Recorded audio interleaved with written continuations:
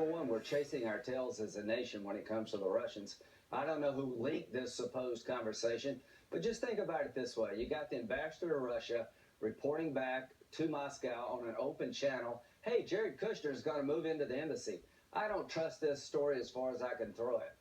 Senator Lindsey Graham, among many Republicans, now casting doubt on a Washington Post report claiming that White House senior advisor Jared Kushner and Russia's ambassador to Washington discussed setting up a secret line of communication with Moscow during the presidential transition, meant to go undetected by U.S. intelligence, though, of course, it was detected. Let's bring in Isaac Wright, Democratic strategist, former executive director of the Hillary Clinton super PAC, Correct the Record, and Rachel Campos-Duffy, a Fox News contributor.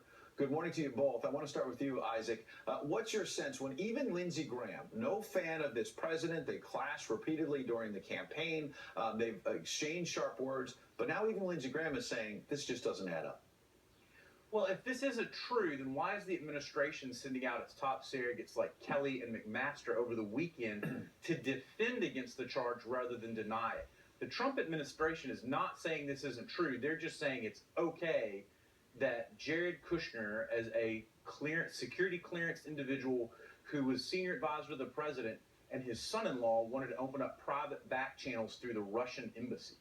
Well, let me play a moment from the 2012 campaign where then President Obama talked about having an open line of communication with Russia.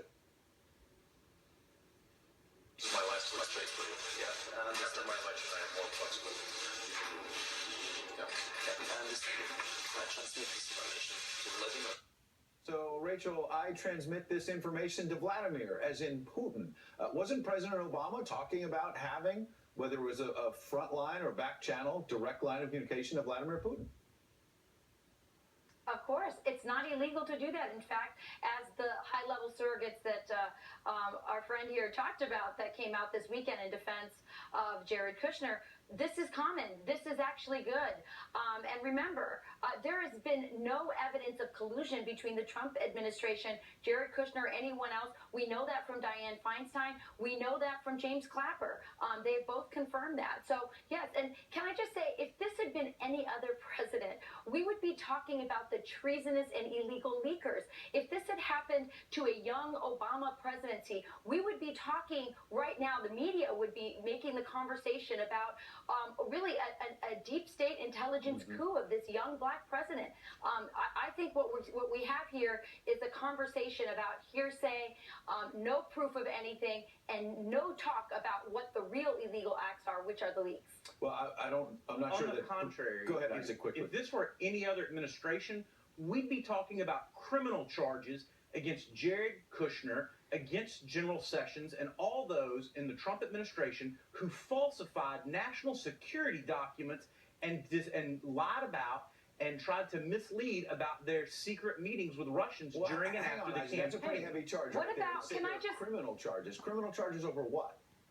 Over the fact that they left these meetings off. They misled and covered up these meetings on their national security clearance forms, where they are legally bound to disclose these meetings. In the case of Attorney General Jeff Sessions, he had said that the FBI agent who was advising him on this said he did not need to include all of those. So as the Attorney General of the country, the man in charge of our law enforcement, he himself said he could not read the law or interpret the form adequately, but had to take an unnamed source as advisement over his own legal opinion. If that's the case, then it's a question of competence. Rachel, I'll give you 15 seconds. You got it. Secret talks with Iran. Where was the deep state patriots then? Where was the media then? These were conversations, secret deals that were misleading Congress and the American people. I think Donald Trump is getting a really raw deal by the media and the intelligence community. Rachel, Isaac, we'll have to continue the conversation in the days ahead. Thanks for being here. Thank you. But we're not